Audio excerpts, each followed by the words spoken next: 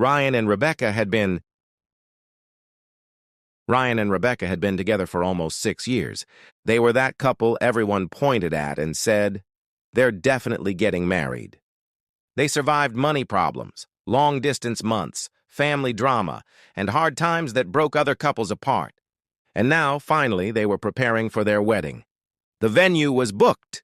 The invitations were sent. Rebecca's dress was almost finished. But the closer the wedding day came, the more tension appeared between them. Small arguments, long silences, nervous smiles. One evening, Rebecca suggested something. She said maybe they should take a short break before the wedding. Not from the relationship, just from each other. She would go to the seaside with her friends. Ryan would go to the mountains with his. "Just to clear our heads," she said. "We'll miss each other. It will be good for us." Ryan didn't really like the idea, but he trusted her. He kissed her at the airport, put flowers in her hands, and smiled. "Soon, you'll be my wife," he said. She smiled back, and he had no idea that those words would never come true. On the third day of his trip, Ryan woke up with a strange feeling in his chest. He couldn't explain it. He just felt wrong.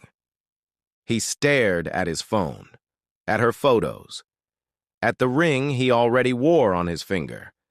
And suddenly, without planning, he bought a plane ticket. He decided to surprise her.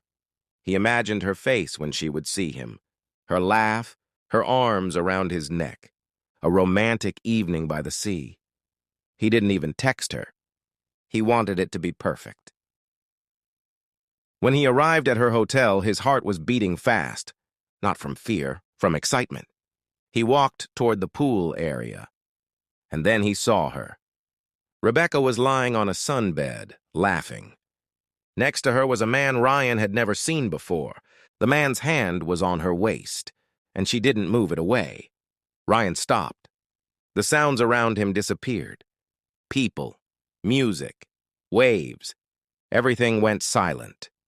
He watched as they stood up together, as she took the man's hand, as they walked toward the hotel building, toward the elevators, toward the rooms. Ryan followed, slowly. Every step felt heavy.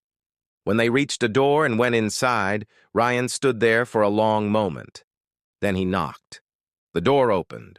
Rebecca's smile disappeared. Her face turned white. Ryan?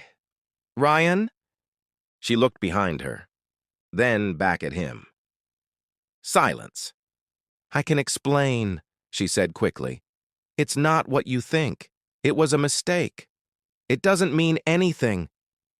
Ryan didn't raise his voice. He didn't cry. He slowly took the ring off his finger, the ring he had worn months before the wedding. He placed it into her shaking hand. "There will be no wedding," he said, and he walked away. He went home broken. He canceled everything. The venue, the photographer, the suit. He deleted photos, stopped answering messages, stopped sleeping normally. Days blurred together, until one evening someone knocked on his door. When he opened it, he froze. It was Rebecca's mother. Her name was Sophia. She looked nervous, tired. "I'm not here to defend her," she said immediately. "I'm here because what she did was wrong, and because no one deserves to go through this alone." She brought food. She sat in his kitchen, and she didn't talk much. She just stayed. The next day she came again, then again. They talked at night, about mistakes, about family, about how betrayal doesn't only break hearts, it breaks identity.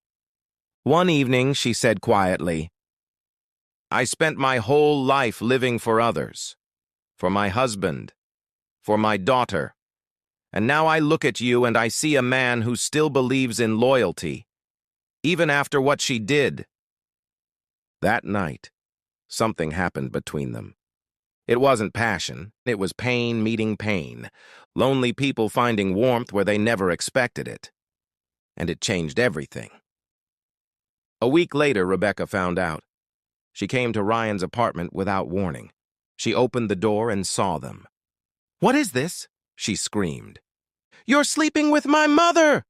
She was crying, shaking, breaking. Sophia didn't shout back. She stood up and looked at her daughter calmly. "You betrayed a man who truly loved you," she said. "I simply didn't let him destroy himself." Rebecca ran out, slamming the door. Ryan thought that was the end. He was wrong.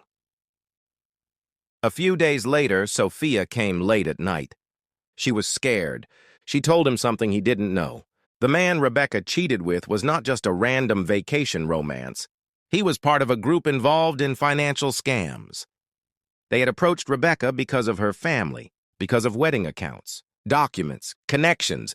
They wanted access. And now, when Rebecca tried to cut contact, they started threatening her, pressuring her, scaring her. Sophia's voice was shaking. "She's my daughter," she said. "No matter what she did, she's in danger." Ryan was silent. He could have said, "It's not my problem."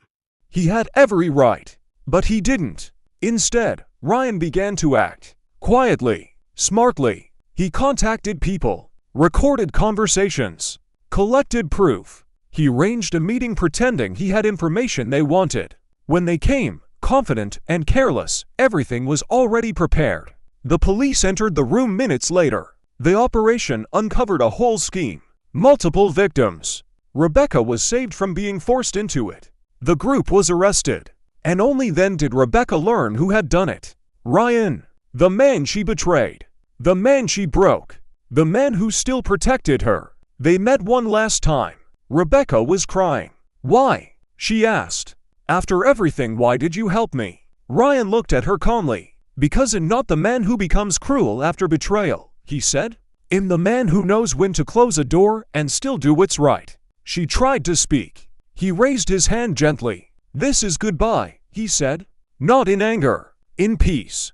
And he walked away. Months later, Ryan's life looked different. He started speaking publicly about betrayal, about loss, about rebuilding yourself when your future dies. He opened a small support center for men who had gone through emotional trauma, cheating, and abandonment. He helped others stand up. He helped others not become bitter. The pain didn't destroy him. It forged him. And sometimes, the greatest victory after betrayal is not revenge. It is becoming someone stronger than the pain that tried to break you.